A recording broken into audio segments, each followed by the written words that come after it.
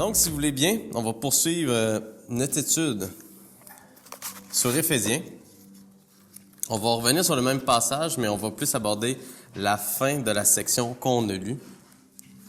Mais pour se remettre en contexte, on va lire Éphésiens chapitre 4, verset 25. Éphésiens 4, 25 jusqu'au chapitre 5, verset 2. Je vais le lire. « C'est pourquoi débarrassez-vous du mensonge, que chacun de vous dise la vérité à son prochain. Ne sommes-nous pas membres les uns des autres? Mettez-vous en colère, mais ne commettez pas de péché. Que votre colère s'apaise avant le coucher du soleil. Ne donnez aucune prise au diable. Que le voleur cesse de dérober, qu'il se donne plutôt de la peine et travaille honnêtement de ses mains pour qu'il ait de quoi secourir ceux qui sont dans le besoin. Ne laissez aucune parole blessante franchir vos lèvres, mais seulement des paroles empreintes de bonté. Qu'elles répondent à un besoin et aident les autres à grandir dans la foi. Ainsi, elles feront du bien à ceux qui vous entendent. N'attristez pas le Saint-Esprit de Dieu, car par cet Esprit, Dieu vous a marqué de son sceau comme sa propriété pour le jour de la délivrance finale.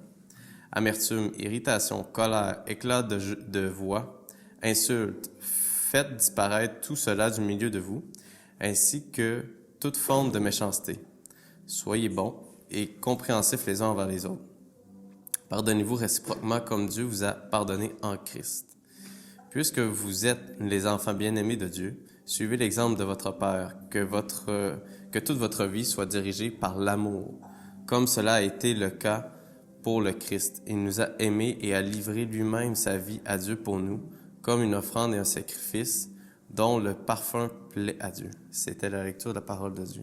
Seigneur, on vient devant ton trône de grâce parce que l'enseignement qu'on vient de lire est très pratique. Donc, on est vraiment invité à le pratiquer, à ce que dans le concret de nos vies, nos relations entre les frères, ça puisse saisir notre cœur, qu'on voit la motivation, les avantages de t'obéir. Et ça peut pas se faire sans le renouvellement intelligent de ton esprit. On a besoin de toi.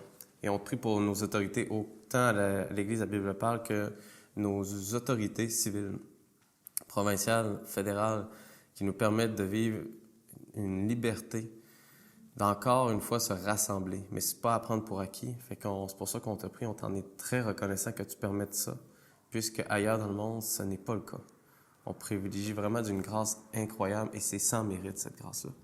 Qu'on ne le prenne pas pour acquis, qu'on ne soit pas familier à ça. Parce que ça voudrait dire qu'on aurait une arrogance de croire que c'est un dû, qu'on aurait travaillé pour ça. Et ça, c'est une stupidité profonde dans laquelle on s'enlise, même les chrétiens.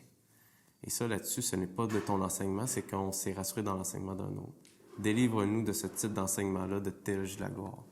Au nom de ton Fils, je te prie. Amen. Donc, ici, on va voir plus la deuxième section de la partie qu'on a lue, plus axée sur finalement les encouragements que Paul fait de s'aimer, de s'encourager les uns les autres, qui est vraiment un offrande et un sacrifice dont le parfum plaît à Dieu. Vraiment important de s'en rappeler. On avait vu les différentes sections, les motivations que Paul mettait en lumière, très pratiques. Mettez-vous en colère, mais ne commettez pas de péché, comme on l'avait vu avant que ça s'appelle le coucher du soleil. Côté très pratique, dans une manière littérale, de dire avant de terminer ta journée, plutôt de laisser la colère s'envenimer, plutôt que de laisser la colère finalement envahir ton cœur, tes émotions, tes pensées. Essaye de mettre ça en règle. Essaye de trouver une manière que ce soit mis en harmonie avec le frère avant que ce soit fait, parce qu'il dit « Ne donnez aucune prise au diable ». Et le verset 27 est vraiment appliqué dans le contexte du verset 26. Autrement dit, ce que Dieu est en train de dire, c'est que... Puis ça, c'est intéressant de le voir, surtout dans une optique militaire. Si on veut s'en prendre à une armée, c'était, je crois, si je me trompe pas, les nazis, l'armée allemande dans la Deuxième Guerre mondiale qui était très fort là-dessus, qu'au niveau des communications, une de leurs forces, c'était non seulement qu'eux autres avaient une communication codée, très difficile à déchiffrer, mais des fois, ils s'amusaient même à envoyer des faux messages au nom, admettons, aux Alliés. Admettons, ils disaient qu'ils te faisaient passer pour des Britanniques, des Anglais, pour envoyer des messages finalement aux Américains. Fait que là, vraiment, ça faussait des données, puis ça enlevait la coordination des attaques. Et ça, là-dessus, il faut se rappeler que Satan, qui était supérieur à tous les anges, c'est pas un niaiseux chronique, épais, qui fait juste attendre en disant « Ah, mon jugement s'en vient. Ah, mon jugement s'en vient, je ferai pas. » Il est actif. Et on est encore dans une période où est-ce qu'il est actif, puis qui a une forme d'influence très importante ici dans le monde. Et une qu'il a, c'est vraiment de défaire l'unité de l'Église. Parce que l'Église est quelque chose que Dieu chérit encore énormément aujourd'hui. On est le nouvel Israël, le nouveau peuple de Dieu. On est, comme Paul le met en pratique en citant l'Ancien Testament, en citant Zacharie, quand il dit un peu plus haut, que chacun de vous dise la vérité à son prochain. Et il va citer Zacharie qui, encore une fois, le prophète avait comme utilisé une illustration qu'il voyait que Jérusalem était devenue la ville de la vérité. Puis ça, on peut se dire, OK, ça va être le nouveau ciel, la nouvelle terre. Ça va être après la seconde venue de Jésus-Christ. Mais pour Paul, il semble qu'il y a déjà une prémisse, un avant-goût de cette réalité-là qui s'accomplit dans l'Église, que la vérité doit être ce qui est prôné, mis de l'avant. Et ça aussi, ça s'articule lorsqu'on se dit, faisons attention de nous mettre en colère. Ça veut dire que des fois, il vaut mieux dire une vérité, c'est vrai.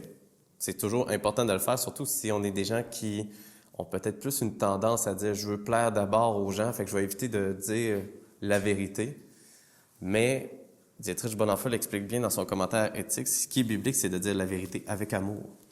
Et donc, avec amour, ça veut dire, des fois, il va peut-être falloir que je fasse attention à comment je le dis, à quel moment que je le dis, pour éviter finalement qu'il y ait de l'amertume, de la colère envers l'autre.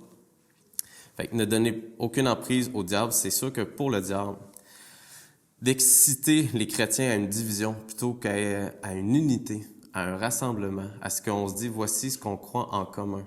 C'est toujours plus tentant pour lui. Parce que, c'est drôle, il dit, ne vous mettez pas en colère. Et si on a un peu une pensée enfantin, on pourrait dire, oui, on est des chrétiens. Voyons donc, les chrétiens, on se met jamais en colère les uns par rapport aux autres, franchement, l'amour du Seigneur déborde de notre couple, là. Pourquoi, selon vous, parce que honnêtement, à ma connaissance, j'ai rarement rencontré des chrétiens où, personnellement, lorsque je me suis mis en colère contre un frère, c'est rarement en disant, parfait, là, je vais désobéir à Dieu, là, je vais faire ce que le malin veut que je fasse, puis je vais m'enliser là-dedans, puis je vais avoir du fun à faire le mal. C'est assez rare que tu te mets en colère dans ce contexte-là. Selon vous, c'est souvent quel prétexte, quel contexte qui nous amène à nous mettre en colère? Une forme d'orgueil? Injustice et justice propre, c'est toujours sur la base il y a quelque chose qui s'est passé que moi, je considère pas acceptable. Donc, on se prend dangereusement, parce que des fois, on peut même citer les Écritures, puis c'est bien, c'est une forme d'obéissance, c'est correct. Mais souvent, on va le prendre en disant, moi, j'aurais pas fait ça. Moi, je serais pas allé aussi loin. Fait que, dangereusement, c'est comme si Satan pourrait nous murmurer à l'oreille, « Ah oui, toi, tu serais pas tombé dans le panneau. » L'autre, il a vraiment manqué de discipline, de vigilance. Fait que toi, Dieu doit aimer plus ton comportement que celui-là à côté. Et des fois, c'est vrai. Exemple, pour ceux qui se disent, pour moi, c'est important la discipline, la lecture biblique. La personne qui dit, on s'en fout, de toute façon, on a le Saint-Esprit. Puis là, tu dis, non, moi, je pense que ça vaut la peine de se discipliner, puis d'écrire, puis de lire les Écritures, parce que c'est comme ça que Dieu nous parle. C'est biblique. Mais est-ce que j'ai une plus grande valeur aux yeux de Dieu que celui-là qui est dans la désobéissance? Ce qui est étonnant pour le côté pharisien en nous, c'est que Dieu dit non. T'es un pécheur que j'ai racheté, pardonné pareil. L'autre peut être quand même un enfant de Dieu. Puis là, on se dit, hey boy, enfant de Dieu, il a l'air de ridiculiser les Écritures. Et là, ce que Dieu peut faire dans une intervention, tellement une belle intervention, parce que aussi ce que Paul va rappeler aux Éphésiens, c'est comme un bon père, il corrige. Qui aime bien, châtie bien. Fait qu'on dirait que des fois, je sais pas si vous avez déjà vu ça, mais il y a des fois des chrétiens qui vivent des difficultés qu'ils font juste une légère petite gaffe, puis là, c'est démontré sur Facebook, c'est mis de l'avant, puis c'est tellement dénoncé pour une simple petite gaffe, une parole qui a été dite trop vite, mal interprétée, que la personne a bafoué, peu importe. Mais t'as d'autres chrétiens que des fois, ils sont complètement dans l'immoralité, puis on dirait qu'il se passe rien. On dirait qu'il n'y a pas de reprise, il n'y a pas de... Ils en vivent plus ou moins les conséquences de leurs actes en disant « il me semble que c'est injuste ». Mais Ça, c'est une hypothèse personnelle. J'ai l'impression que les gens dans leur vie, ils ont l'air d'avoir vécu plus de corrections par rapport à leur égarement. Ben, ça semble être caractéristique d'un enfant de Dieu. Nous, on pourrait dire, ah non, on voit bien que la personne, elle a des péchés dans sa vie. Fait que ça montre que la personne n'est pas correcte, puis peut-être que Dieu l'aime moins. Non, il semble que Dieu aime ses enfants et il aime les protéger dans une bonne éducation. Fait que, c'est pour ça que Dieu nous recommande fortement de vivre dans une certaine manière de vivre cette action-là. Parce que ça peut sembler contradictoire, mais quand on voit ailleurs, quand on voit à la fin d'Éphésiens, puisque vous êtes les enfants bien-aimés de Dieu, suivez l'exemple de votre Père, que toute votre vie soit dirigée par l'amour, comme cela a été le cas pour le Christ. Il nous a aimés et a livré lui-même sa vie à Dieu pour nous, comme une offrande et un sacrifice dont le parfum plaît à Dieu. Fait qu'on était invité maintenant à marcher en image, en analogie, en prenant Christ comme modèle. Ce qui n'est pas évident et des fois, mal compris, on pourrait se dire, coudonc, me semble que, surtout avec la doctrine, la Bible parle qu'on est centré sur la grâce. La doctrine de la grâce est pas contradictoire avec ce qu'on vient de lire là. Des fois, on vit le malaise en disant, me semble que c'était le fun dans le début d'Éphésiens, que là, c'était la prédestination, l'élection, c'était l'œuvre de Dieu, c'était le travail de Dieu parfait. Puis là, on peut lire ça en disant, oh, là, ça, c'est le côté lourd de la vie chrétienne. Faut qu'on se donne à l'autre. Puis en plus, Paul, je pense même que Paul, on l'aurait soit refusé dans nos églises où les gens, peut-être même des chrétiens, l'auraient discrédité dans notre évangile de prospérité. Il est en train de dire en plus, faites attention si vous dérobez, ne le faites pas, puis trouvez une manière que votre main travaille honnêtement. Pourquoi? Parce que votre surplus, donnez-le aux gens dans le besoin. Je sais pas si... Tu sais, là, dit de même, là, c'est écrit de manière très poétique, on dit « Ah, wow, c'est beau ». Dites ça dans une église, là, je pense qu'il y en a qui vont grincer des dents. Tu sais, normalement, là, on va dire aux gens, soit chrétiens, soit en règle, puis Dieu va te bénir avec des grosses maisons, une belle auto de l'année, puis il va te permettre d'avoir une belle retraite, tu sais, gère ton argent comme du monde. Là, Paul est en train de dire, parfait, c'est correct que tu travailles très fort, tu gères ton argent comme du monde, ton surplus, sois attentif à la veuve et l'orphelin qui sont dans le besoin. Ça, c'est pas évident. Non, je vous dis, j'aurais aimé ça rencontrer l'apôtre Paul, il devait pas... Puis même à l'époque non plus, là, ça faisait pas l'affaire des gens qui devaient l'entendre, parce que c'est une autre manière de vivre, ça. Et même encore aujourd'hui, je pense que ça s'applique complètement, de dire, attends, si j'ai des surplus pour aider l'autre, ben l'autre, il a juste à donner son coup de main, là. L'autre, il a l'air vraiment paresseux, parce que c'est une pensée trop souvent de dire, les gens qui sont pas capables comme moi, qui sont pas aussi travaillants que moi, ça doit être des gens qui s'assient sur leur chaise puis qui veulent rien faire. Paul est en train de dire, ben, ce surplus-là, tu peux le donner à Dieu. Donc, ce que Paul est en train de dire, c'est pas, en tant que chrétien, là, fais plein de bonnes œuvres. C'est bizarre à dire, mais si t'es vraiment un chrétien, tu vas faire plein de bonnes œuvres.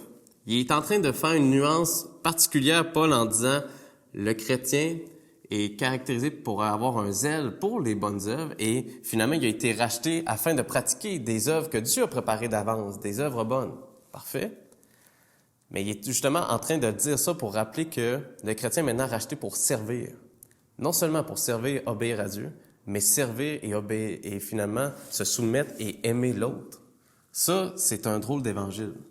Parce que nous, on dit non, je vais accepter Jésus-Christ pour mon bénéfice personnel.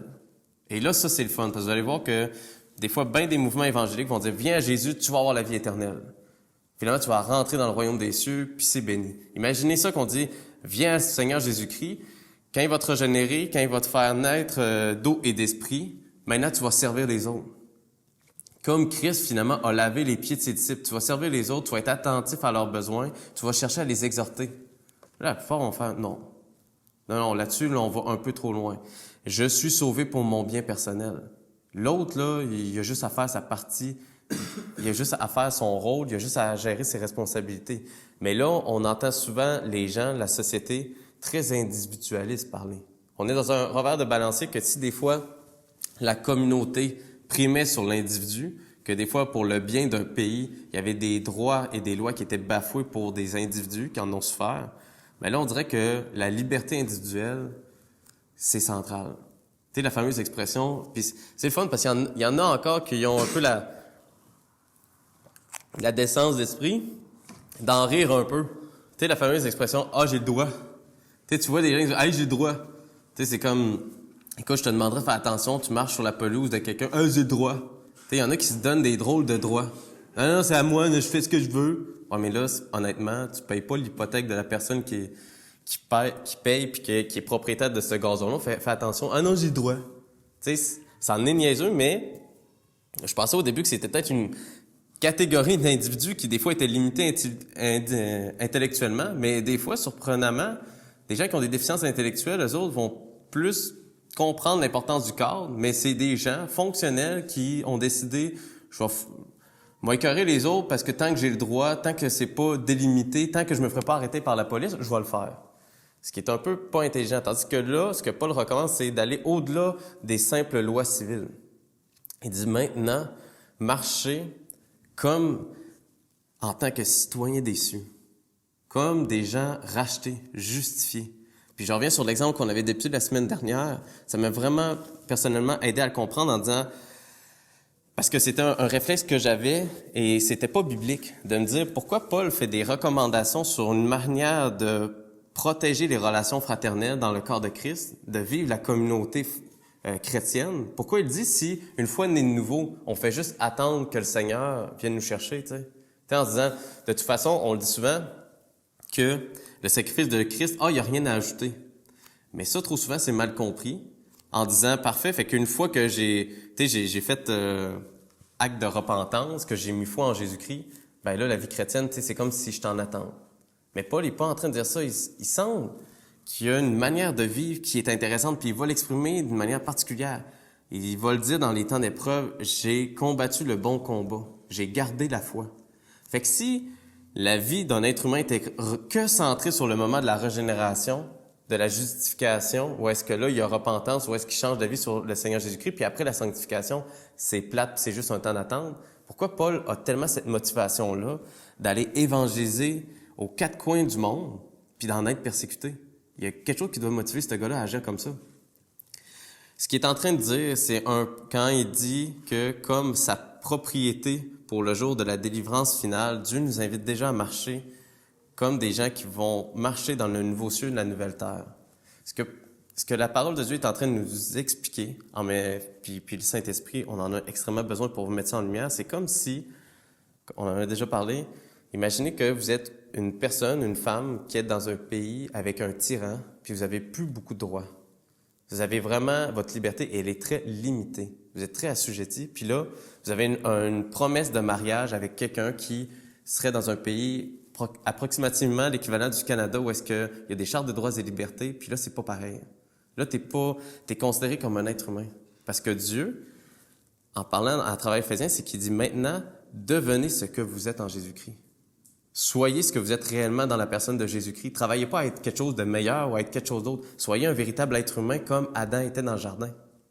Puis même Adam, c'est pour ça que j'ai de la misère à dire « Ah, on est chrétien, fait que maintenant, je ne fais plus rien. » Au nom qu'on est maintenant une fois sauvé, je me souviens, on en a vu cette discussion-là en disant « Je suis chrétien, j'ai plus rien à faire. » Ça, c'est vrai. Ça veut pas dire que je suis né de nouveau et je fais plus rien. Parce que là, honnêtement, même la personne qui faisait rien en Haïti, elle témoignait malgré elle. Fait que je vous dis, on agit peu importe. C'est incohérent, cet aspect-là. On va toujours faire une œuvre au quotidien de nos vies. On se surprend à le faire. Maintenant, est-ce qu'on le fait de bon cœur, comme pour le Seigneur, comme on va voir dans Colossiens? Fait que supposons qu'on revient à l'image d'une promesse de mariage que Dieu nous invite à faire pendant la séquence qu'on est ici-bas sur Terre, qui s'amuse à nous le rappeler. Comme Paul faisait aux Éphésiens, c'est qu'il nous lance des fois des appels. Il nous appelle au téléphone pour dire « Écoute, je vais te parler comment que c'est ici. Puis tu peux déjà en bénéficier où est-ce que t'es. » Imaginez la personne qui est finalement au Moyen-Orient, que les femmes, honnêtement, c'est à peine égal à un animal, des fois, là. Tu vois certains reportages puis des témoignages de gens, là. T'as la misère à faire la différence entre une femme puis un animal, ça vole pas fort, là. Fait que ça, c'est une mauvaise application. Il n'y a pas de valeur judéo-chrétienne là-dedans pour que la femme soit aussi méprisée. Puis c'est même niaiseux quand des fois l'Église a dit « Ah, la femme, c'est juste la personne qui va faire les tâches ménagères. » En plus, il y en a qui vont se servir de... C'est drôle pareil, hein? On voit souvent dans la Genèse que Dieu a dit à l'homme « Je vais te faire une aide. » Puis là, il y a bien des gens, dirigeants dans les églises qui vont dire « Ah, fait que parfait, la femme, elle, son rôle, c'est de faire la vaisselle puis laver le plancher. » Dans le jardin, il n'y avait pas de vaisselle, il n'y avait pas de plancher. Fait que je sais pas d'où c'est qui ont sorti ça, cette histoire-là, que c'était maintenant le rôle de la femme. Moi, j'aime ça faire la vaisselle. Je suis pas si féminin que ça. Là. J'ai pas... Fait que bref, c'est une fausse compréhension, selon moi. Ce que l'apôtre Paul est en train de dire, puis ailleurs dans les Écritures, c'est que la femme est devenue maintenant le secours de l'homme, l'aide de l'homme. L'homme a besoin de sa femme, ils sont complémentaires, ils sont en altérité. Fait qu'imaginez qu'on est en train, dans notre vie ici-bas, c'est que le Seigneur est en train de nous dire, profite déjà d'une nouvelle marche de vie. Je veux déjà que tu sois familier, je veux pas que tu sois surpris quand tu vas rentrer dans mon nouveau pays, nouveau ciel, nouvelle terre. Sois pas trop surpris, amuse-toi déjà à marcher comme étant aimé de Dieu, accepté de Dieu, et non pas pour te faire une valeur, pour te faire reconnaître. Fait que c'est des petits coups de fil que le Seigneur nous envoie par les lettres, par des écrits bibliques. C'est comme de nous dire, tu sais, en tant que femme, si jamais tu as envie de mettre un pantalon, là, tu peux le mettre. T'sais, fait que là, imaginez dans un pays en Orient, ah ouais, je vais te sortir de chez nous, il va peut-être me faire tuer. Non, je te dis, t'es même plus obligé de t'habiller comme étant une soumise ou l'ombre de ton mari, là. On va dialoguer pour vrai. Si tu as envie de porter ça, tu peux le faire. Hein? T'sais, fait que c'est cette manière de vivre librement que Paul est en train de nous dire, plutôt que voler, travaillez honnêtement pour donner votre surplus aux gens démunis, plutôt que finalement de dire le mensonge, dites donc la vérité. Ça aussi, c'est un autre exemple tellement pratique parce qu'il y a des gens que je déteste ça, ils vont sermonner dans les églises en disant « Le chrétien n'est pas supposé mentir ». Je trouve pas que c'est une approche biblique. Puis Paul l'approche même pas de même, il va donner la motivation. C'est que le problème de la personne qui va mentir plutôt que de dire une vérité relationnelle, souvent, c'est quoi le problème? Tu sais, supposons que j'arrive à Kevin, puis je sais pas, moi, Kevin me dit « Hey, oui, t'as-tu un nouveau char? » « Oui, je me suis acheté, tu sais, je sais pas, moi, une auto électrique pour sauver la planète. » Quel est le problème dans le mensonge? Pour sauver la planète. Le problème du mensonge, c'est qu'on veut sauver. Non, mais... Se sauver la face. Autrement dit, je veux paraître meilleur que ce que je pense vraiment. Puis là, c'est comme si le Seigneur nous disait, peu importe le jugement des autres, pourquoi tu n'assumes pas quitter? Tu sais, comme on dit, là, mettons, là, j'aurais un Hummer. C'est pas le fun, ça fait du gaz, ça. Mais le chrétien qui dit, mais je vais essayer de feinter la vérité pour paraître du gentil écologiste, qu'est-ce qu'il est en train de dire? J'assume pas qui je suis. Puis je le mets pas en lumière. Comme si, et c'est ce que Dieu est en train de dire, c'est parce que le frère, Dieu est en arrière de la situation. Fait que quand on est en train de mentir à l'autre, comme quand on est en train de faire souffrir un chrétien, on fait souffrir le Seigneur en arrière de cette situation-là.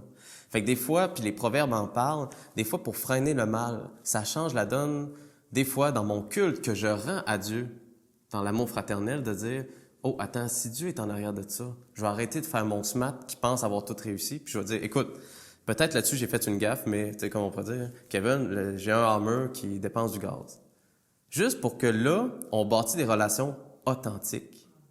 C'est authentiquement qu'on va se connaître. C'est authentiquement qu'on va se dire « Hey, j'ai telle difficulté. » C'est ça le problème, c'est que quand le Seigneur est en train de dire « Soyez bons et compréhensifs les uns envers les autres », il ne dit pas dans la même section par hasard. C'est exactement pour ça. Pardonnez-vous réciproquement comme Dieu vous a pardonné.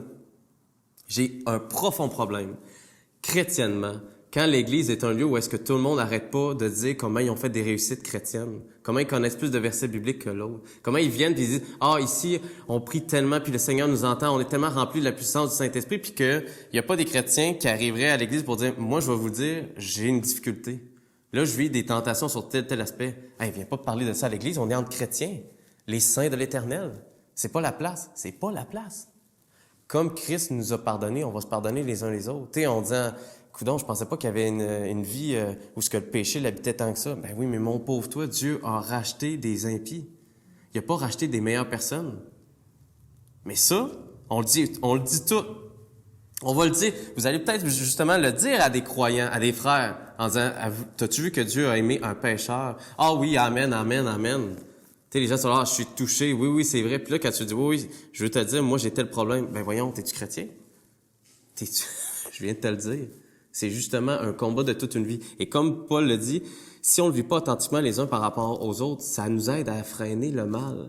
Pourquoi? Pour déjà s'habituer, comme avec l'exemple que je disais plus tôt, à être des gens qu'on va rentrer dans ce pays, la nouvelle terre, le titre, l'image, l'illustration d'Israël qui rentre dans le paix où coule le lait et le miel, la terre promise que Dieu avait dit à la descendance d'Abraham, Isaac, c'est aussi une illustration, une image que le peuple de Dieu, qui est l'Église, va rentrer dans le nouveau ciel, la nouvelle terre que Dieu va bâtir également.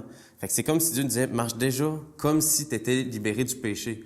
Même si j'ai encore des remous, ou comme la confession de foi le disait encore très bien, même si encore jusqu'à ma mort physique, j'ai des relents de ce péché-là. J'ai encore des drôles de désirs, des drôles de pulsions. Dieu dit, moi, mais t'es délivré de ça. Profites-en donc. C'est comme si Dieu nous disait, je t'ai donné une grâce incroyable d'être appelé enfant de Dieu par adoption. C'est béni, ça. Profites-en donc déjà. Dieu n'est pas le genre d'individu qui va nous envoyer comme un meuble Ikea en disant, regarde, ça va être un très beau meuble, mais t'as pas d'instruction. Non, Dieu nous invite à vivre une instruction plutôt qu'à dire, hey, comment ça va marcher? Hey, oui, c'est bien beau ce meuble-là, mais je sais même pas comment m'en servir. Non, Dieu nous dit, voici les instructions pour te servir de la grâce. Fait que ici, le chapitre 4 est bâti sur la fondation, sur les prémices qu'on est racheté, que c'est une œuvre de Dieu qui va même agir malgré nous. Mais en même temps, on en est responsable. Et pourquoi on en est responsable? Puis c'est ça l'aspect intéressant, c'est qu'on est comme, on pourrait dire, dans une période avant les impôts. Où est-ce que là, c'est le temps financièrement de dire, OK, là, où est-ce que j'investis mon temps et mon argent pour en goûter les bénéfices plus tard? J'ose m'avancer. C'est la compréhension de certains réformés, mais pas de tous. Et si jamais, arrivé de l'autre côté, il y avait des bénéfices des moments de persévérance. Autrement dit, là, on fait du cœur à cœur ce matin. Pourquoi pas s'encourager dans les fameux moments de notre quotidien quand on se dit, ça vaut-tu la peine? C'est ça que Paul est en train de dire, plutôt que il dit de quitter l'ancienne nature pour goûter au nouvel homme en nous. C'est les fameux moments où est-ce qu'on se dit, ça vaut-tu la peine? Ça vaut-tu la peine des fois d'appeler un croyant ou finalement de répondre au téléphone si un croyant vit des difficultés pour en parler? Ça vaut-tu la peine? De le faire tout le temps, faites attention de tomber dans l'activisme chrétien qui se rassure, qui se valorise dans ses œuvres. Mais la personne qui dit, non, j'aiderai jamais les autres, là, j'ai pas le temps. T'es-tu né de nouveau pour ta vie personnelle? Fait que, honnêtement, on est dans un temps où est-ce qu'il y a peut-être un temps d'investissement parce qu'il y a des drôles de versets bibliques. Puis ça, c'est ma compréhension. Là, je vous parle plus de ma vision personnelle parce qu'il y a plein de manières de les interpréter, mais les fameux versets qui parlent finalement, d'avoir des fameuses couronnes qui s'ajoutent à notre vie chrétienne. Les fameuses couronnes, finalement, qui semblent que la parole de Dieu est en train de décrire lorsqu'il y aura jugement sur nos vies. Puis là, ça semble parler aux chrétiens. Ou les fameux temps de persévérance. Les fameux temps où est-ce que Dieu est en train de dire, regarde, je t'ai donné tel talent, qu'est-ce que tu en as fait de ces talents-là, de ces dons-là, de ces capacités-là? C'est juste ça que je suis en train de vous dire. Peut-être qu'il y a des temps où est-ce qu'on se dit, ça vaut-tu la peine? Bien, peut-être que dans l'éternité, oui. Si Dieu a établi sa fondation humaine, sa création finalement, en disant que l'ouvrier mérite son salaire, je veux pas dire jamais qu'aucune œuvre va acheter notre salut, mais une fois sauvé, peut-être qu'il y a une grâce sur une grâce que Dieu nous dit, maintenant profites-en. Peut-être qu'il y a une forme de reconnaissance, une manière que Dieu va souligner ces actions-là. Et comme dit Dietrich Bonhoeffer, le pire problème, ça serait de dire, oui, tel coup, je l'ai bien réussi, tel moment, j'ai évangélisé la personne, c'est sûr, Dieu va me récompenser. Je vous dis absolument pas ça. Mais je vous dis, encore une fois, y a-t-il des matins qu'on s'est levé en disant, ça me tente pas d'aller à l'église? Mais les moments où on se dit ça, peut-être qu'on peut se dire, ça vaut la peine. Je sais pas la forme d'héritage, de récompense dans le nouveau ciel, la nouvelle terre. Puis ça, là-dessus, je voudrais juste citer la confession de foi à laquelle on adhère. Puis vous pourrez aller voir les versets qui le confirment. Dans le point 16, sur les bonnes œuvres, au point 6, dans les bonnes œuvres, il est dit, « Ce n'est point parce qu'il serait dans cette vie pleinement innocent et irréprochable devant Dieu, en parlant des croyants, mais parce qu'il plaît à Dieu, les voyant en son Fils, d'accepter et de récompenser ce qui est sincère, même accompagné de nombreuses faiblesses et imperfections. » Matthieu 25, 21, Hébreux 6, 10. Les fameuses séquences où est-ce qu'on voit aussi l'auteur aux Hébreux qui dit « Ils ont refusé que Dieu leur enlève leur persécution afin d'avoir part à une meilleure résurrection. » Là, on parle des souffrances souvent et des tribulations, mais des fois, on s'est discipliné à servir l'autre plutôt que de penser à notre intérêt personnel, même en tant qu'enfant de Dieu. Je pense ça vaut, comme on dit, la fameuse expression, peut-être que ça vaut la peine. Tu sais, je me mets juste, puis ça, là, c'est mes délires, là. Je vous le partage bien honnêtement, là, c'est fictif, puis c'est moi dans mes tripes d'histoire, mais je me dis que peut-être, en tant que croyant, on dit, ah ben, là, j'ai la vie éternelle. là, tout est correct, tout est beau, je peux faire ma vie comme je le veux, parce qu'en plus, j'ai l'éternité que je vais avoir du fun. Fait qu'ici-bas, là, maintenant, en plus, il n'y a rien qui va me séparer de son amour, il n'y a rien qui va me séparer de sa grâce. Une fois sauvé, toujours sauvé. Tu sais, il y en a qui utilisent la grâce à bon marché pour interpréter la grâce qui... La grâce amène à discipline. La grâce de Dieu amène des fois à avoir une vie pieuse puis avoir une vie attentive à l'autre. Regardez juste la vie de Paul. Le gars, j'ai rarement vu et lu quelqu'un avoir une telle compréhension de la grâce de Dieu, du don gratuit qui a été donné en Jésus-Christ. Et le gars a une vie qui est rigoureuse, pieuse et disciplinée, puis il aime le frère authentiquement. Fait que tu te dis, coudonc, il faudrait que je voie les choses comme Paul la voit, comme Paul les voit. Fait que ces fameuses... Moi, je me dis, dans le Nouveau Ciel, dans le Nouveau Terre, je sais pas, mais admettons, je rencontrerais le fameux larron. Tu sais, celui-là qui a cru. Celui-là que le Seigneur Jésus-Christ a dit, oui, aujourd'hui même, tu vas être avec moi au paradis. Cette personne-là, elle va être très heureuse d'arriver finalement dans l'autre réalité, dans le royaume de Dieu, de dire, hey, je suis ici, je suis pas à la mauvaise place. Super. Mais supposons qu'il rencontre plein de chrétiens qui ont passé des dizaines d'années à avoir juste été assis sur leur chaise en disant, puis en marchant dans une vie païenne, comme s'ils n'étaient sans Dieu. Tu sais, les fameux chrétiens du dimanche et c'est tout. Puis qui se disent, attends, t'as pas profité de ce temps-là où est-ce que tu pouvais te faire un héritage? Un temps où est-ce qu'il y avait un investissement pour en profiter ici-bas? Ah non, moi, je pensais que ça s'arrêtait une fois que je disais oui à Jésus dans mon cœur. Tu sais, parce qu'il y en a qui vont dire, soit que tu as un chrétien engagé ou que tu as un non-croyant pieux qui se moque de Dieu. Puis c'est comme s'il y en a qui catégorisaient les gens avec ces deux extrêmes-là. Moi, j'ai plus l'impression qu'il va peut-être avoir des nuances. Peut-être arriver l'autre côté, dans les cieux, il va y avoir des gens qui vont se dire « Eh boy, je savais pas que tu t'étais converti, toi. » « Ouais, j'ai passé ma vie à faire semblant, mais à pas croire ça, puis à ridiculiser les chrétiens, mais au fond de moi-même, j'y ai cru. Hey, mais pourquoi t'as pas déjà vécu en cohérence avec ça? De bénéficier non seulement des avantages de vivre cette vie-là morale, de servir le frère, mais en plus de voir que ça allait avoir un héritage dans l'éternité. Ou peut-être c'est ça que je veux dire, c'est que Larron, lui, il avait pas ce temps-là, alors que de rencontrer des gens qui avaient ce temps de vivre cette discipline-là, il n'y aura pas de regret dans l'éternité, il n'y aura pas de honte. On va être débarrassé de cette nature pécheresse-là, mais il va peut-être avoir un autre côté, le côté positif de la honte, de dire « Hey, ça a valu la peine. Je suis fier de m'être discipliné devant Dieu pour tel aspect de ma vie. » Je vous le dis, ça vaut peut-être la peine. Ensuite de ça, j'essaie de voir... Puis pourquoi je vous le dis, c'est que... Y a-t-il des mouchoirs ou... Je vais essayer d'en trouver... J'en ai ici, c'est beau, je m'excuse. Ouais, je viens de l'utiliser, ça va être ça. Excusez pour le micro. Avez-vous déjà vu le film La ligne verte? Le fameux film avec la ligne verte avec Monsieur John Coffey puis avec Tom Hanks. Il y a des choses là-dedans, je suis pas tout le temps d'accord. Le film est bon, là, puis la musique est bonne, mais tu sais, c'est pas ça la question. Là. Je suis pas un scénariste.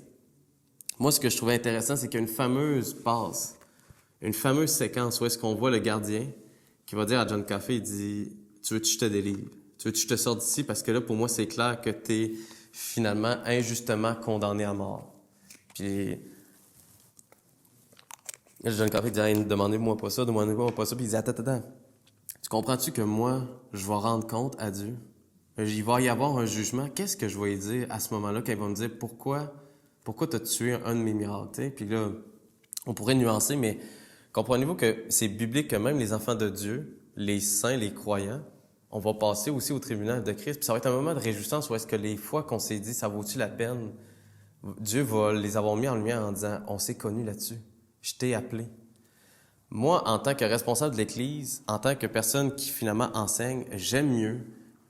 À la limite, là, s'il n'y a pas de récompense de l'autre côté, puis que c'était une illustration, puis qu'on était limité, puis tout est par grâce, puis tout va être pareil, sur le même pied d'égalité, qu'il n'y aura pas d'héritage de récompense de l'autre côté, ça se peut. Parce qu'il y en a qui ont cette vision-là biblique, ça se peut. Mais moi, honnêtement, c'est comme si j'aime mieux la jouer plus safe, puis de vous dire, ça se peut que ça vaut la peine à certains moments de se discipliner. Mais, tu sais, autrement dit, tant qu'à gager sur un des deux avenues, aussi bien des fois se discipliner pour la vie, puis de marcher sur cette grâce, de marcher à partir de la foi qu'on a reçue. Plutôt que de dire, Puis en plus, c'est parce que je le vois pas bibliquement. De dire, une fois né de nouveau, parfait, je fais ce qui me tente, je fais ce qui me plaît, je me fous de l'autre à côté. Non. Il semble que Paul semble dire que des fois, ça vaut vraiment la peine, parce qu'en plus de ça, quand on voit dans l'Apocalypse, le livre de la Révélation, Jean semble parler à travers une lettre qu'il dresse aux églises. Et ces églises-là sont de l'époque de Jean, mais il y en a qui disent, c'est certaines époques de l'Église. Laodicée, Philadelphie, il y a eu certaines époques de l'Église chrétienne qui semblent correspondre. Il y en a d'autres qui disent, non, telle dénomination, c'est vraiment l'Église de Laodicée. D'autres dénominations, ça va être Philadelphie. Il y en a plein d'interprétations. Puis il y a plein de livres sur l'Apocalypse, parce que c'est un langage, une littérature, une manière de s'exprimer très particulière. Là, fait qu'il y a plein d'interprétations. Mais tout ça pour vous dire, il semble que des fois, le Seigneur, lorsqu'il s'adresse à son Église, il semble vraiment avoir un jugement. Il y en a qui ont réussi plus que d'autres à bénéficier de la grâce de Dieu. Comment ils ont géré, comment ils ont utilisé la grâce de Dieu dans leur vie pour finalement la mettre en pratique dans leur communauté chrétienne. Il y en a vraiment qui semblent avoir mieux réussi que d'autres. Fait qu'il faut aussi bien, des fois, se discipliner, des fois, se faire violence pour servir l'autre et Dieu, aimer Dieu et l'autre, plutôt que de s'adorer soi-même dans un objectif chrétien, ce qui n'est pas biblique. Parce que, souvenez-vous, c'est drôle pareil, hein? La fameuse église de Smyrne, elle est persécutée dans l'Apocalypse. Et l'autre église, que souvent on se dit, cette église-là va pas bien, ça doit absolument pas être le Québec, mais il est peut-être possible que l'église du Québec a bien des points similaires à la fameuse église de Laodicée. Qu'est-ce qui est décrit? Un des aspects qui est souvent décrit de Laodicée, c'est quoi? Est-ce que vous en rappelez? Dans l'Apocalypse, Laodicée, elle est décrite comment? Dans ses actions. Pardon? Moi, je t'écoute, Fernand. Ah? L'église de Laodicée, c'est intéressant. Il est décrit que tu es ni chaud, ni froid. Tu es tiède, exactement. Elle est décrite pour être tiède. Puis là, il y a plein d'interprétations qui s'en vont à gauche, à droite. Il y en a une, j'ai vraiment de la misère, c'est quand les gens disent « Vaut mieux que tu sois bouillant pour le Seigneur. » Non, c'est quoi donc? Vaut mieux, c'est ça, tu sois bouillant pour le Seigneur ou pas en tout chrétien, que tu fréquentes même pas l'Église, puis que tu sois un bon non-croyant, ben païen, là, que d'être dans les deux. D'être un païen qui va des fois un peu à l'Église ou le chrétien qui va dans les bars puis qui consomme la drogue, va pas dans, autrement dit, soit dans un extrême, mais pas entre les deux. Honnêtement, dit de même, là, je peux vous citer des auteurs qui disent ça, puis que le monde on dit « Alléluia, c'est vraiment beau, c'est bon, ça ». Je le vois nulle part ailleurs dans les Écritures. Pourquoi ça aurait du sens là? C'est comme si Dieu disait, soit un païen fini qui s'en va dans la condamnation éternelle puis qui en est responsable, ou un enfant de Dieu qui est vraiment proactif, qui se donne à fond, qui déborde la puissance du Saint-Esprit, let's go, mais pas un entre les deux. Non, c'est plutôt faire attention de ne pas être tiède. Oui, mais exactement. Mais là, quand on dit tiède, c'est quoi? Il y en a qui vont dire, être tiède, c'est être un chrétien qui l'assume pas. C'est pas tout à fait exact. Puis bibliquement, je le vois pas. Je le vois pas très bien dans les Écritures. Parce qu'en plus, quand on voit dans le contexte, d'où l'importance du contexte. Oui, Joël. C'est le même concept des gris foncés et des gris pâles, si je comprends. Oui, c'est ça, un peu. T'es en voulant dire, il faut pas que tu sois un gris pâle ou un gris foncé, il faut que tu sois blanc, blanc, blanc ou noir, noir, noir. Ça n'a pas de bon sens. C'est comme si Dieu, ça l'aidait à mieux juger. OK, toi, t'es vraiment un pourri fini, ça m'aide, mais toi qui es nuancé. Tu sais, ça revient finalement, comme s'il y avait une étape de notre vie qu'on était... comment on disait ça dans l'Église catholique romaine, là? Tu sais, il y avait le ciel, il y avait l'enfer. Le purgatoire, il y a un entre-deux. C'est pas biblique. Fait que là, ce qui est intéressant, c'est que, comme je vous dis, il y en a qui disent, quand t'es bouillant, c'est ça c'est le chrétien motivé. À l'époque, l'eau chaude était thérapeutique. Elle était servie pour faire des bains d'eau chaude pour finalement détendre les muscles, puis c'était très thérapeutique, c'était médical dans la région de Laodicée. Après ça, on regarde l'eau froide. L'eau froide à Laodicée, c'était pas quelque chose de mauvais, négatif. C'était pour se désaltérer quand tu avais fini ta journée de travail. Fait que pourquoi ça serait négatif alors que à l'époque, Laodicée, dans son image, c'était quelque chose de positif aussi. Les deux sont autrement dit positifs. Fait que, mais encore une fois, avec les illustrations, puis c'est le fun des commentaires pour ça, c'est de dire c'est quoi ton utilité de Laodicée? En étant tiède, ça dépend des versions, là, mais l'eau qui est tiède, c'est quoi la caractéristique? Parce qu'il y a d'autres versions qui ne vont pas dire tiède. À Bethel, qu'est-ce qu'elle disait? C'est loin, hein? La question piège. Contaminé, mais pourquoi contaminé? Très bonne. Hein? Exactement. L'eau tiède, stagnante. Elle fait rien, elle bouge pas. Autrement dit, elle n'a pas d'utilité. Tandis que l'eau chaude ou l'eau froide a une utilité. Fait que si le Seigneur est en train de dire, toi, là, le problème, c'est que une fois que, finalement, tu as vu clair sur ta situation, que tu as accepté, finalement, que tu as reçu la grâce du Seigneur Jésus-Christ, super. Pourquoi, là, après, tu as passé le reste de ta vie comme si tu n'étais pas né de nouveau? Comme si tu n'étais finalement pas régénéré et pas aimé de Dieu? Pourquoi ta vie a resté pareille?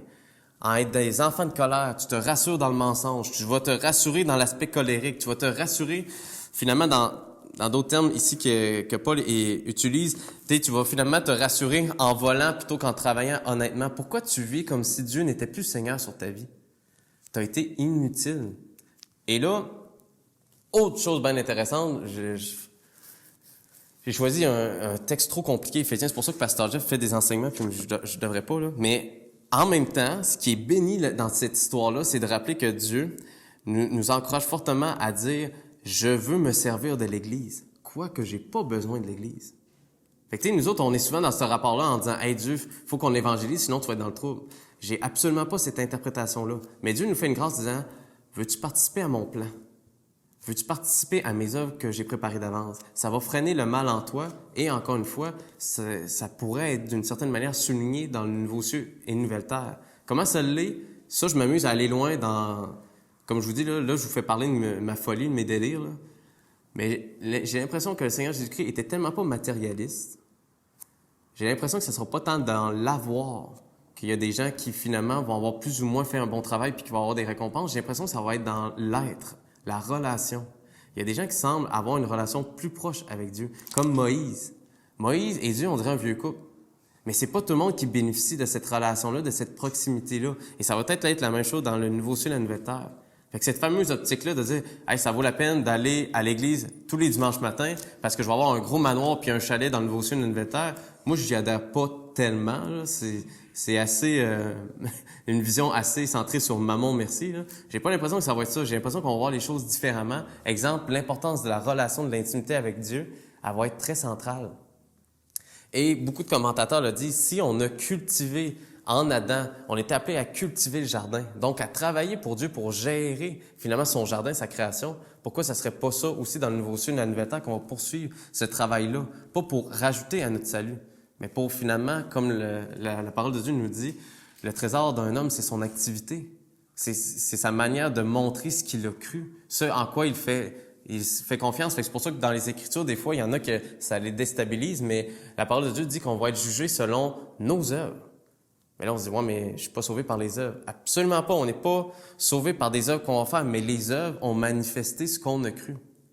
Quelqu'un, finalement, qui dit, comme nous, ce matin, qu'on se réunit dans la communion fraternelle, dans l'Église, c'est qu'on considère, dans la crainte de l'Éternel, de dire, ça vaut la peine d'obéir à Dieu plutôt que d'obéir à d'autres types de lois. Et après, Dieu, c'est tellement bien dit dans, je pense que c'est l'Épître de Jean qui dit que l'amour bannit la crainte. C'est que Dieu nous invite dans une relation, comme toute relation, il y a une croissance, il y a un approfondissement de cette relation-là. Il n'y a pas que nous, on devient meilleur. Mais c'est comme si Dieu dit, tu vas découvrir que si, peut-être qu'au début de ta vie chrétienne, il y avait certaines choses que tu disciplines, je vais te donner de plus en plus des nouveaux désirs, un goût, une recherche, une forme d'attachement que tu vas découvrir dans la lecture de la parole de Dieu, dans le rassemblement de la communion fraternelle, à l'Église, peu importe. C'est que Dieu qui change nos désirs. Mais si on s'y expose pas à ça, on en est responsable. Fait qu'encore une fois, Dieu rappelle que cette piété de vie, très importante, d'être finalement serviteur de l'autre, ça se fait-tu sur la base, comment on pourrait dire ça en comparaison, ça se fait-tu sur la base d'une vie qu'on fait à semblant d'aimer les autres? Parce que là, il dit ici, dans les versets 2, que toute votre vie soit dirigée par l'amour. Est-ce que le chrétien qui dit « Ah, moi j'ai des chrétiens que j'ai de la misère, mais là je vais faire à semblant d'y sourire. Je vais aller serrer la main en disant « Je t'aime, frère. » Est-ce que Paul est en train de dire ça? Que l'amour c'est ce qui doit diriger nos vies. Parce qu'en passant, si vous regardez dans les téléromans, à la radio, l'amour a toutes sortes de sauces. L'amour, aujourd'hui, c'est tu le sens. Tu as des papillons dans le ventre quand la personne t'appelle ou quand tu la vois dans la rue. Mais là, quand tu n'as plus les papillons, tu l'aimes plus. Flush-la, passe à un autre, redécouvre ces papillons. Puis il y en a qui vont lire en passant la section de la lettre dans l'Apocalypse qui est adressée aux Éphésiens. Quand on dit « tu as perdu ton premier amour », il y en a qui vont dire « Ah, c'est vrai, j'ai plus les papillons quand je dis le mot Jésus. Faut que je le redécouvre. » Bibliquement, ça n'a pas de sens. Parce que l'amour, qu'est-ce que l'amour? Puis là, c'est plate parce que là, c'est ça qui est étonnant avec le fait que j'ai un mentorat avec Pasteur Jeff, c'est que là, on est les deux sur Éphésiens. Fait que là, lui, il est en train de vendre des scoops et des punchs avant moi, là, c'est pas correct. Mais qu'est-ce que l'amour?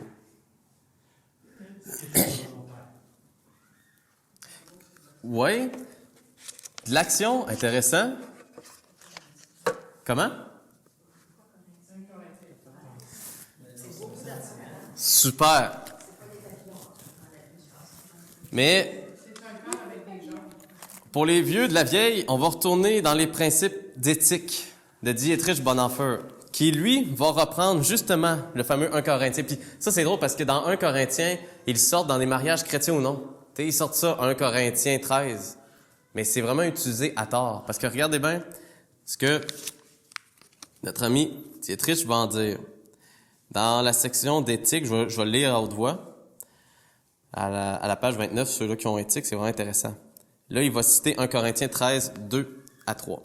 « Quand j'aurai le don de prophétie, et quand je connaîtrai tous les mystères et toute la science, quand j'aurai toute la foi jusqu'à transporter les montagnes, si je n'ai pas l'amour, je ne suis rien. » Et ça, c'est intéressant.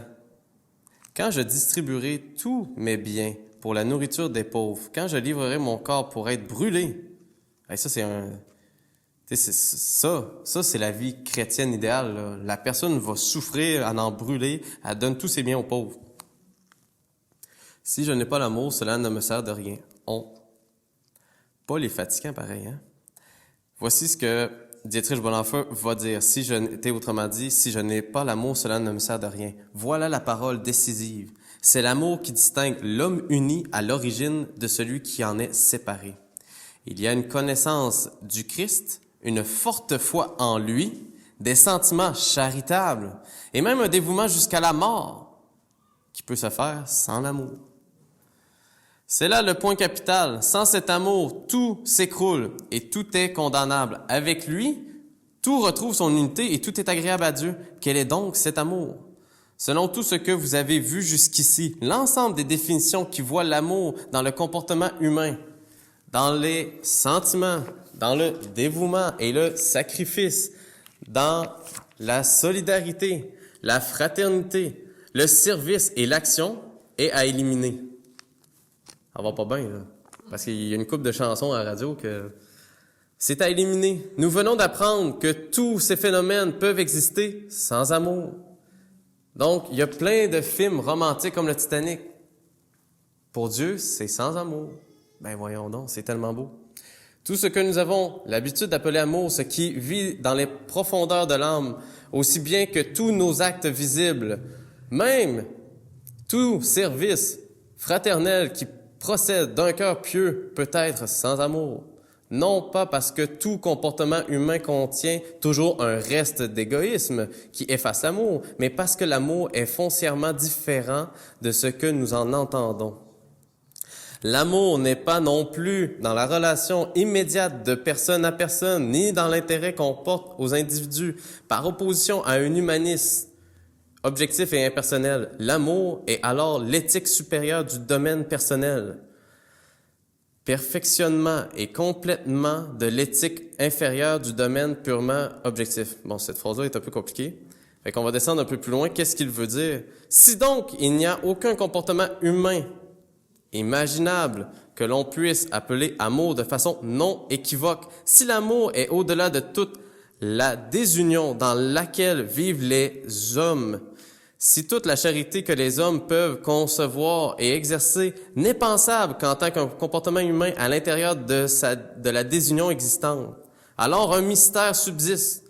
Il fait exprès, bon enfant, là, il va être sûr de nous mélanger bien comme il faut, là, pour déraciner, pour ensuite rebâtir. Alors, un mystère subsiste. Qu'est-ce que l'amour pour la Bible?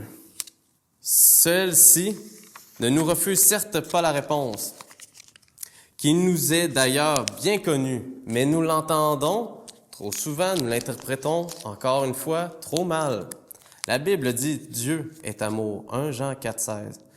Peut-être bien comprise, cette affirmation devrait être lue avec l'accent mis sur le mot « Dieu », alors que nous avons l'habitude de le mettre sur l'accent du mot « amour ». Dieu est amour, Dieu lui-même, et non pas tel comportement, tel sentiment, tel acte humain. Seul celui qui connaît Dieu connaît l'amour. Il est faux de penser que notre nature nous révèle d'abord l'amour et ensuite Dieu. Personne ne connaît Dieu à moins que Dieu ne se révèle à lui. Par conséquent, personne ne connaît l'amour si ce n'est dans la propre révélation de Dieu. Ce n'est qu'en Jésus-Christ, en ce qu'il a accompli pour nous, que nous connaissons l'amour.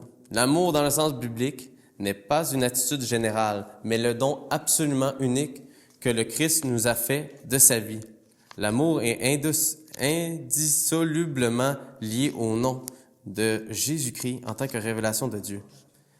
En réponse à la question « Qu'est-ce que l'amour?», le Nouveau Testament nous renvoie de façon non équivoque à Jésus-Christ seul. C'est lui qui est la seule définition.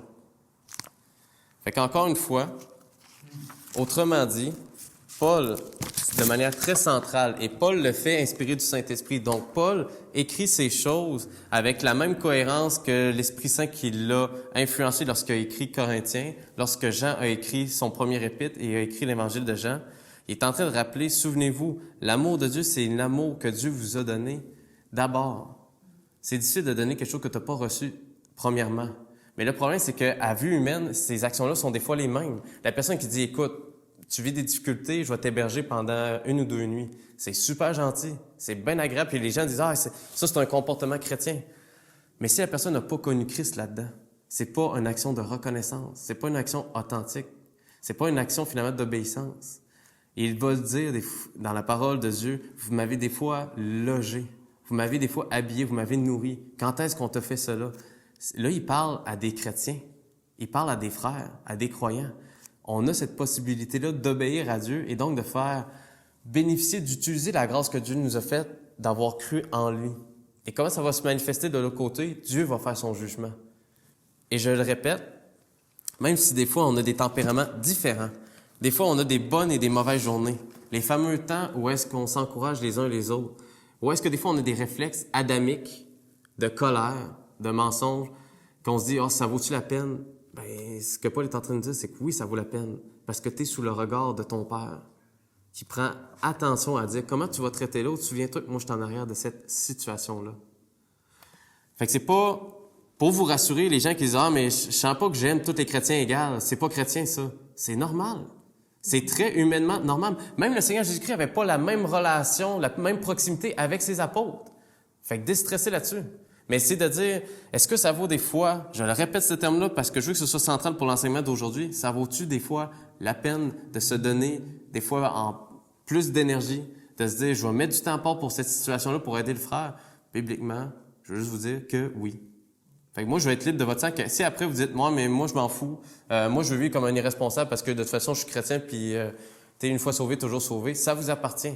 Mais j'ai le droit, c'est ça. Ça, là, si j'entends ça dans une église, on va se parler après ça. Non, mais c'est très bon. La pensée chrétienne de dire « Hey, j'ai le droit ». Dieu nous a dit « Vous vous appartenez plus. Vous vous appartenez plus. Je vous ai acheté un très grand prix. » Fait que ça veut dire que Dieu est en train de nous dire « Toi qui penses que tu es un libre penseur, c'est parce que tu vas toujours servir un maître.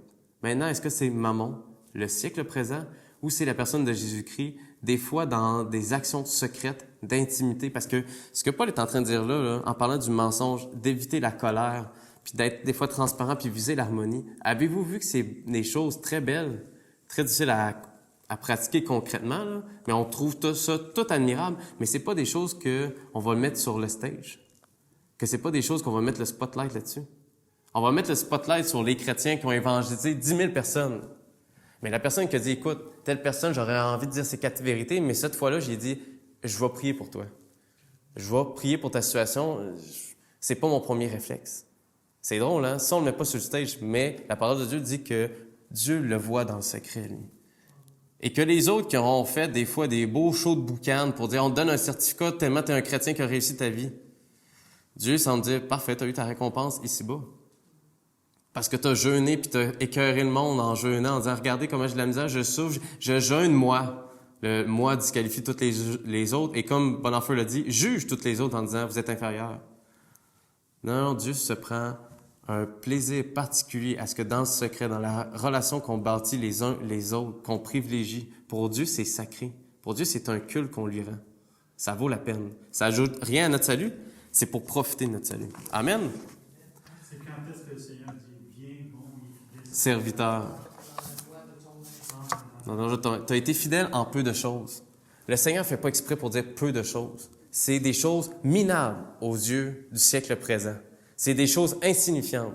Mais comme tu dis, pour Dieu, il dit, viens, bon et fidèle serviteur. Moi, je t'ai vu dans ces petites choses-là. Je le répète, ça vaut la peine des fois. Amen. Seigneur, on vient devant ton trône de grâce parce qu'on a besoin de ton renouvellement d'intelligence pour aimer l'autre, parce que tu es l'amour. Pour connaître l'amour, il faut te connaître toi. Pour connaître finalement le respect de l'autre, de rechercher l'harmonie de l'autre. Pour chercher à ne pas se faire une justice contre l'autre, mais pour gagner l'autre. On a besoin de ton discernement, puis on a besoin des fois d'avoir des conseils, un soutien, des commentaires édifiants du frère. Parce que tu nous as créés comme des êtres sociaux. On dépend les uns les autres. Fait que je te prie, Seigneur, que tu conserves l'unité de notre Église, de notre assemblée, pour qu'on puisse marcher dans les œuvres que tu as préparées d'avance. Au nom de ton Fils, je te prie. Amen.